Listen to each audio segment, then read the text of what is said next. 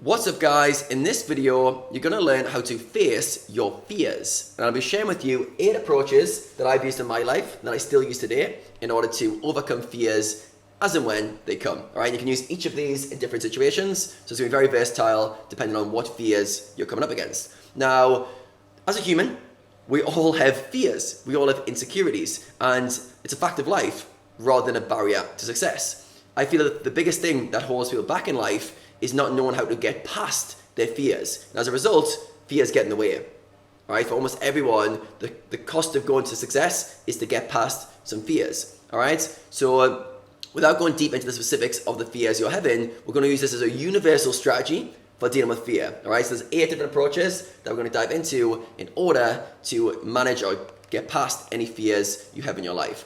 So when we have fear, what do we normally do? We normally freeze or we fight, right? But a lot of the time, fear is very freezing. It paralyzes us. We get lost in our heads and we tell a narrative of why it's so scary and such a big deal. And as a result, we don't take action. We don't move forward, and fear becomes this disabler, all right? I want you guys to start looking at fear as an indicator, almost like a friendly little warning, telling you, steering you in the right direction.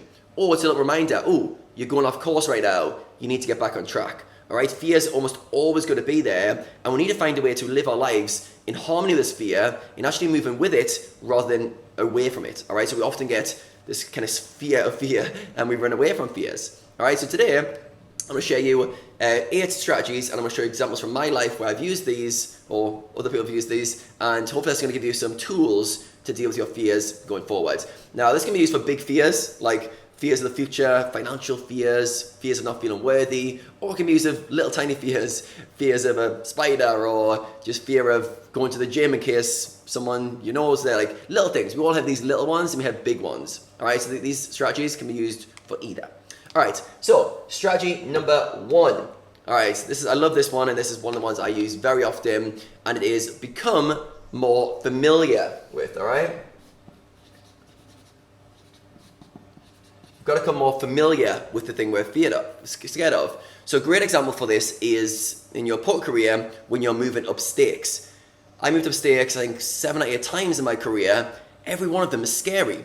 Why was it scary? Because I was unfamiliar. It was unfamiliar. So I had to get familiar with stepping up. And a lot of you guys will have this same experience where stepping up stakes is really scary. So you need to get familiar with those stakes, so those new buy-ins. So for myself, when I started playing the 1K heads up sit and goes, I was terrified of the swings because it was super unfamiliar. And at first it was very uncomfortable, and there was no way I could get past that other than to play more and get more and more familiar. I get guys messing me all the time going, I don't have this moved to stakes, I've got in a big downswing, what do I do? And my advice is always, if they feel like they're playing well, they've got the bankroll, keep playing. Become more familiar with the thing you're afraid of. All right, so often we run away from fears. As a result, we don't get to know what the fear is. In a lot of situations in life, once we become familiar, once the fear becomes more normalized, we're fine. All right, so fear is coming from the unknown, the uncertainty, the unfamiliar. So if we can become familiar with it, through more experience, through more repetition of putting yourself in that thing you're scared of, things you fear, if you actually spend more time in that fear zone, very quickly it becomes familiar. The brain's like, wait a second, it's not as bad as I thought. We can relax, all right? So this is one of the ones I use very, very often. If I'm scared of something, I become more familiar with it, and over time, you get good at it. For example, I want to go more to public speaking in the future. I know when I start stepping on stages, I'm going to start shitting my pants. But I also know by number 10, number 20, number 30, number 100, I'll start to feel comfortable. I'll start to get familiar, and that initial fear of the unknown will start to fall. All right, so we can use it for really big things, and we can use it for super small things. But become familiar is number 1. All right, strategy number 2 is to immerse yourself. All right, I'm a big fan of total immersion. All right, if you want to get over something, fully get absorbed in it. So a good example of full immersion would be you're learning to swim, and you're sitting on the edge of the pool, and at some point you need to get in the water.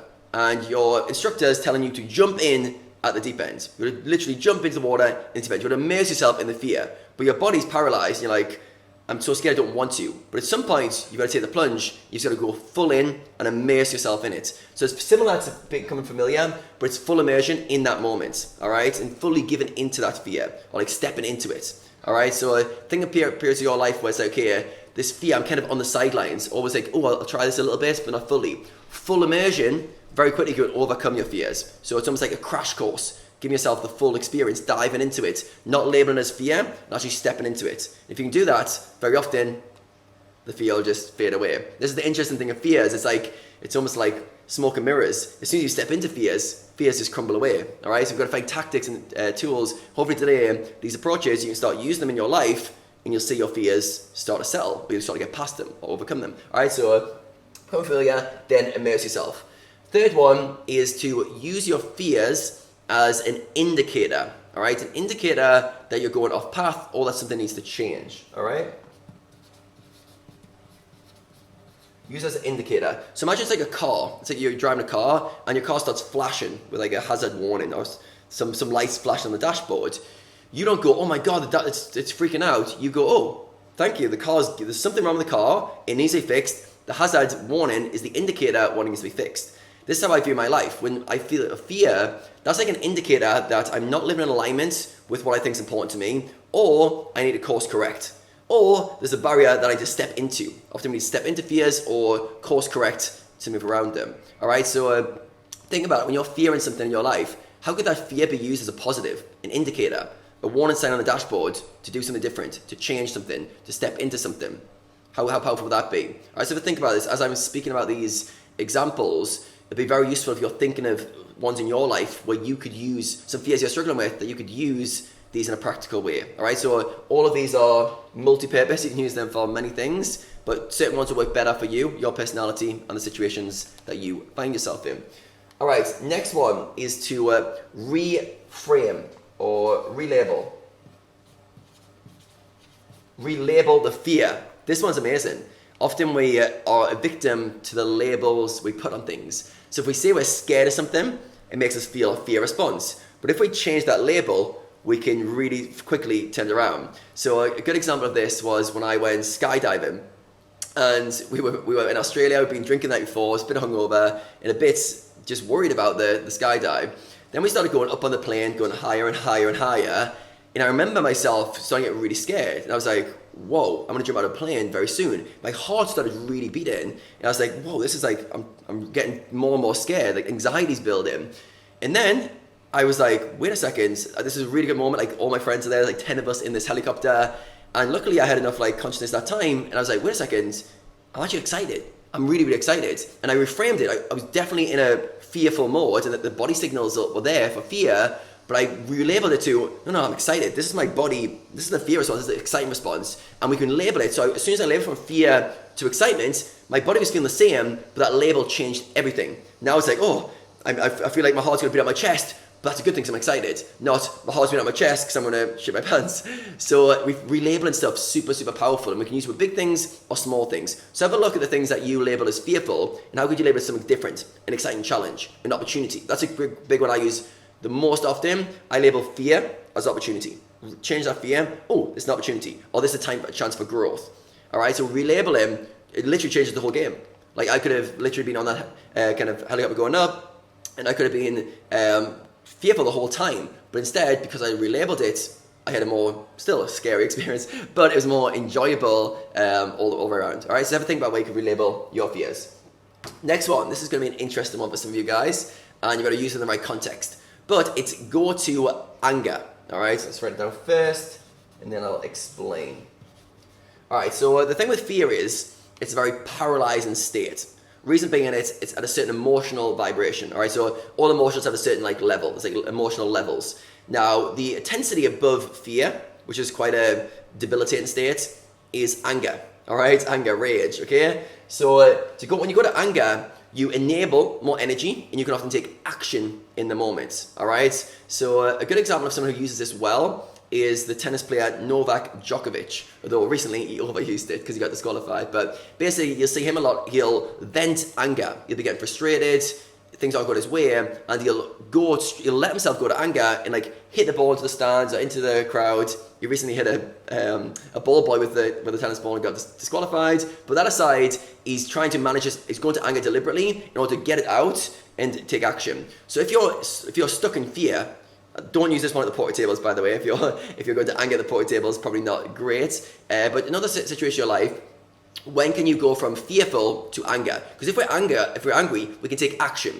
Anger is an action state, all right? So it can get us out of our kind of cycle of demise, basically, being lost in a fear and not moving. As soon as we start to actually get angry, we've now got the intensity to move forward. So this one can be used, specific scenarios, but you're basically stepping up that intensity. You're getting mad at yourself. For example, say you're starting an exercise habit and you're like, oh, I'm scared to go to the gym, I'm scared to like join this new sports team, whatever. And then you start getting angry. You're like, no, you know what? I'm sick of being overweight. I'm sick of not being in good shape. You know what? I'm going to do it. I'm going to do it. And anger is the driving force to get you going. All right. So use this one as a jump start to go from sitting around being fearful to get angry with yourself for not moving. And then anger is a jump start. All right. So I use this one when I need to get myself moving. I'm not happy with how I'm showing up in the world or what I'm doing. And I go, right, Adam, this is not acceptable. Get angry at myself and use that anger to overcome the initial fear. All right. Next one. This one is a good one. And this one is switch focus. Switch focus. All right, so imagine it like a TV channel. Imagine your brain and your thoughts like a TV station. If you're on the fear station, guess what's coming next? More fear thoughts and more fear thoughts and more and more. And it just keeps going. And we get caught in these cycles of fear. So a powerful thing we can learn to do is like turn on the TV, just pick up the remote and switch the TV station. Switch the inner dialogue. Switch to a new topic. All right, get out of that immersion in the fear and switch to something else. All right, so you've got to find ways to consciously give yourself something else to focus on. All right, so you can just change your interest or your attention from the fear point to something you enjoy doing. It could be you could go out with friends and just completely switch your attention that way. Often if I can't get myself out of my thoughts and my fears, I go for a run. I just pick up, put on my shoes, go for a 20, 30-minute run, and that changes the conversation in my own head, all right? So it breaks that narrative. So switch your focus, switch your attention from the fear station. Don't let yourself get lost in fear, all right? This is one of the big ones. Do not wallow in fears. Do not just entertain all the thoughts that are going around your head. Just stop the channel, change the station, and give it something else. It's almost impossible for your mind to stop thinking. So if you go, I want to stop thinking about fear, I want to stop thinking about fear, you can't. But you can easily go, right, my mind's not in a good place right now, I'm feeling very fearful, I'm going to think about something else instead. I'm going to listen to that podcast I wanted to listen to, I'm going to read that book, I'm going to go for a run, I'm just going to change my whole frame of reference, and with it, all those fear things go. So think about it, changing the station, internal station, all right? Then we've got facing your fears head on, all right?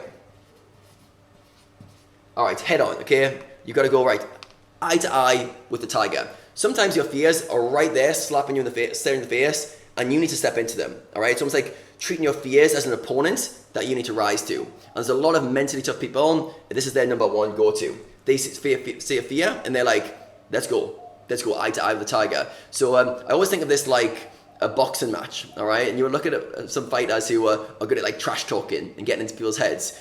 The other boxer could hit them with their best punch, and it might hurt them, but rather than going like showing weakness, they'll say something like, is that all you got? Is that your best punch? Is that all you got? And as a result, the other person is very intimidated. And that's kind of how fear works as well. If you can take what fear gives you and go eye to eye with it and go, is that all you got, fear? The fear just like backs away. It's like, oh shit, you're ready to battle. So think of things that you're not ready to face, and then internally, just say to yourself, all right, I'm ready for this. That's what I say to myself. Very general terms, but I'm ready for this. If I'm scared of something, and it's normally fear of the unknown, fear of uncertainty, I say, I'm ready for this. Whatever it is, I'm ready for this. Let's go. Come on, fears. Let's go. I'm ready for this. Let's step into it. That's going eye to eye with the tiger and showing you're not going to back down. Very, very often, you'll find the fear is a bluff. And once you're ready to go eye to eye with it, the fear goes, oh, I was only joking. I don't want trouble. And you get past it super easy. All right, the final one, the eighth one. I call this one, if this, then that. All right, so I'll just write it down. If this, then that. And this is where you ask yourself the question, all right, well, if my fear did happen, then what would you do? What would you do then? So you imagine, okay, your fear in financial situations going badly. Okay, Imagine it gone badly. Now what would you do? Well, I'd have to do this and that and sell some stuff and downgrade my living costs. Okay, that's happened. Then what would you do? Well, after I've done that, I'd have to, and then you keep going, and very quickly you'll see the root of your fear, and it'll be an insecurity. But it also empowers you to realize, okay, even if my fear did come true, I'd be all right. I'll deal with it. There's very few fears in my own life when I've really examined them that I can't recover from. Yes, it might lead me down a bad path, or I might take time to get my life back on track after them, but you can always recover. You can always, it's not a game ender, you're still in the game fighting. So once you empower yourself to do this, by going if this, then that, you almost air the fears out. You get to the root cause of what's actually the fear, what's the insecurity. So it's not the insecurity about money, it's more the insecurity about I can't provide for myself, or I feel like I'm not worthy because I haven't had success. And we get to a deeper root, and we also realize, wait a second, if this did happen, I would just do that. So this is how computer programs are often written, with concepts like if this happens, do that. If this, then that. So think about your life right now where you're fearing something.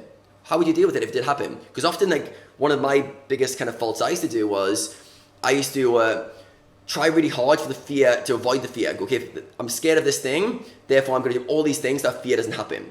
And it put a lot of pressure on myself, and I realized that I made the fear bigger. I made a bigger deal out of the fear. As soon as I started going, okay, this is the thing I'm fearful of, okay, if it did happen, then what? Very quickly I could start use my practical, logical brain to go, okay, well if this happens, I would just do that. And if this happens, I would just do that. And very quickly I was like, oh, what am I scared of? Nothing. It's nothing. It's obviously not a situation I want, but if it did happen, it wouldn't be a big deal. All right, so have a think about these guys. There's 8 of them. Which one of them are you going to start using? I want you to write in the comments below 1, 2, 3, 4, 5, 6, 7, or 8, and I want you to practice using one the next time you feel a fear. I want you to use one of them. All right, and let me know in the comments below which one you decide. I'll be super interested. Please be practical with the advice you're learning. I always hope that people watch my videos and just at least one person takes some advice on board and takes a practical step in their life. I'm not here just to motivate you guys. I want you to take action on what you learn. So the first one, become familiar with, all right? Immerse yourself. Imagine that moving up stakes. You become familiar with the new stakes to get the body past that uncertainty. Next one, full immersion, all right? Diving into the deep end, getting familiar with all the fears and getting more experience at feeling it. Next one, use it as an indicator, all right? An indicator that you're going off path, like a warning sign on a car, and that you need to do something about it. All right, nothing big deal. It's just it's helping you. It's a friend. They're going, hey, this is gonna be a problem. You need to do this as a course corrector. Then we've got relabel the fear. Go from fear or anxiety to excitement. Very similar components of the body. Or it's an opportunity. Or it's something I'm going to step into. It's like an opportunity for growth. All right, so that's the big one I use a lot. Go to anger. If you're paralyzed by fear and you're like, you know what, I just need to do it. Allow yourself to go up in intensity to anger, to jumpstart yourself to get out of the kind of paralyzing nature of fear. Next one, switch your focus. I do this one every day. When my mind wanders off into a fearful channel, let's go, nope, this channel's better. Oh, you fearful channel? Nope, this channel's better. Constantly changing it. If you struggle with this and you're in a real bad kind of mental zone, you move your body, all right? Move your body. Go for a run. This is what I do to get out of any kind of rut I'm in mentally. I go, all right, mind's in a bad place, can't get myself to switch station. Exercise very often works, all right? And it changes the whole chemistry of the brain, but also gives you the opportunity to switch stations. Then we've got face fear head on. Think of the boxer coming head to head with his fears. Like, come on, bring it on. Is this all you got? I'm ready for you. Very often the fears back down when you're willing to step up to them. If the fear does stay where it is, awesome. You become stronger by facing that fear head on anyway. All right, so that's a big one. A lot of mentally tough people will use that. And then the final one, if this, then that, where you air out the fear to get to the root cause, but also to realize, okay, if this did happen, then I would do that, and it's no big deal.